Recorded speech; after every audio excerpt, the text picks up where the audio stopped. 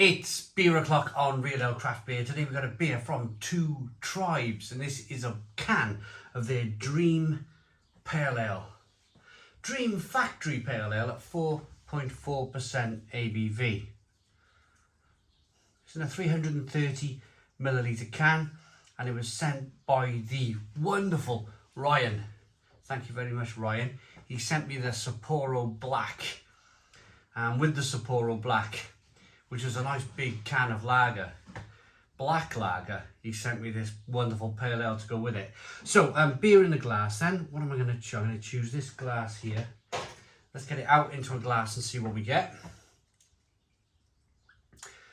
Now, I was looking on Waitrose's website just last night, actually, looking at the different beers that they have on their website now and in their shops, and this was one of them. So I'm not sure if Ryan's picked this up in his local bottle shop or he's actually picked this up in Waitrose. But I do like a pale ale. I think I've heard of Two Tribes. I've probably had one or two of their beers in the past. This is a 1 to 2 finger white head. Good levels of carbonation in the glass there.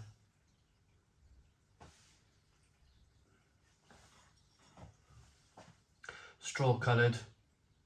Large bubbles. Large bubbles. I don't know how I kind of feel about the large bubbles. Normally with a beer I do like small carbonation. That's like some kind of soda stream or something, isn't it? Let's get the aroma.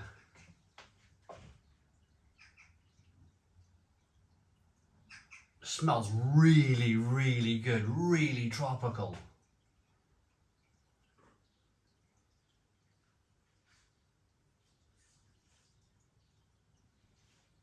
Really citrusy, but almost like a jammy at the same time. Like a mixed fruit jam.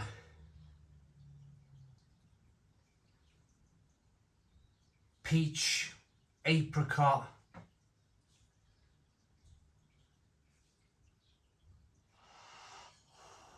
Bit of plum.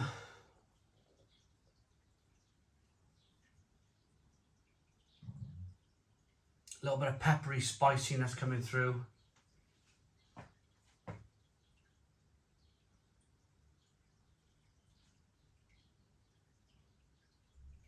Oh, I get one of those beers.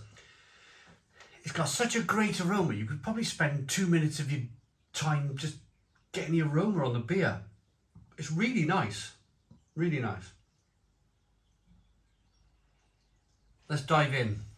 Cheers, everybody.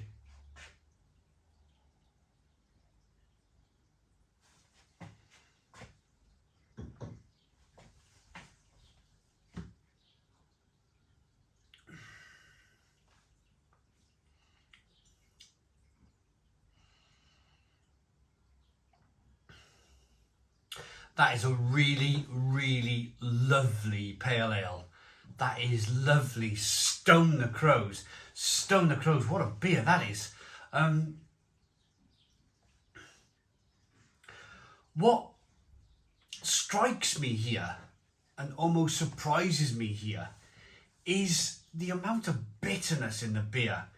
It's a proper American style pale ale from probably, they would have been brewing this style of beer all the way back in 2006. It became very popular all the way to 2015. And that style of beer before the kind of New England style comes through, where they were putting a lot of hops in the fermenter and they were drawing out a lot of flavour from the hops in the fermenter rather than sticking hops in the boil kettle, which they do with the New England IPA. They put a lot of hops in the fermenter with a New England IPA.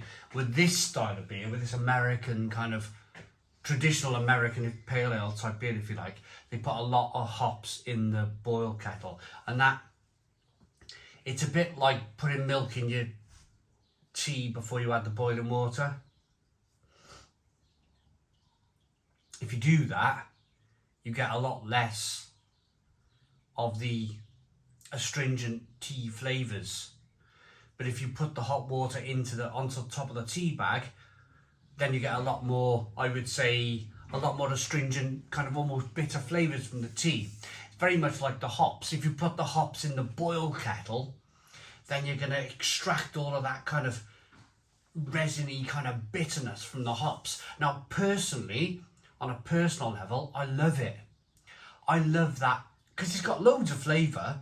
Peach, mango, grapefruit, orange peel, fleshy blood orange. But it's got that kind of added layer of flavour and feeling, if you like, with that kind of whacking bitterness on the back end.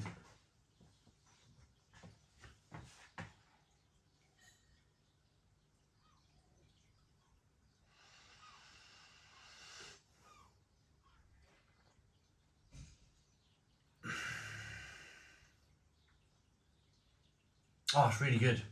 Really, really, really good. Up front, fantastic drinkability.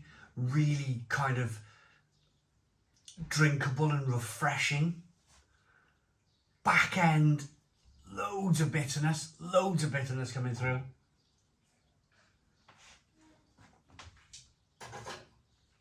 But then in that the middle of the flavour, you've got all these soft, pillowy, grapefruity, tangerine-like flavours, which are just tremendous. Absolutely tremendous. That is a really, really good pale ale. The biggest joy I get from beer is when a beer offers lots of different layers of flavour and experience. Flavour and experience. So you're getting the flavour, a little bit of sweet malt, then all your hops in the middle, and then more of the experience is that kind of bitterness on the back end. That bitterness is a flavour, of course. You are tasting the bitterness. It's like a bit like chewing on some lemon peel or some orange peel, putting it on your back molars and really chewing down on it.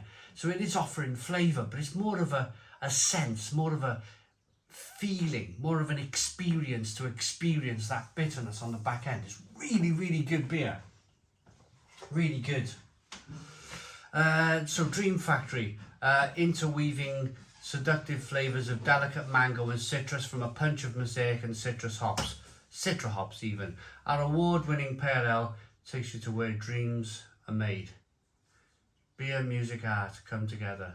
I may have reviewed this before. I haven't checked, to be honest with you, but I'll do it again. This is the note from Ryan. Hi Simon, here's a couple of beers to review on the channel. Haven't seen much about Sapporo Black before. I really enjoyed it. So interested to hear your take. Cheers, Ryan. So he sent the Sapporo Black and this Dream Pale Ale. So rating then. Rating for this one. I really like it.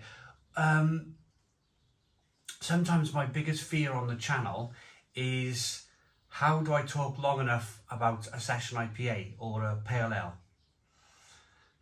But the fear soon went away with this one because it's so good. I probably haven't even realised I've been banging on about it for about 9 or 10 minutes, maybe even 11 minutes. And that's what I love about beer, is the fact that you just don't know what you're going to get until you open the can. Love it. Brilliant pale ale. 10 out of 10. 10 out of 10 from Real Ale Craft Beer. Please put your comments in the comments box. Subscribe to our daily beer and food reviews. Give us a big fat thumbs up. Boom. Cheers.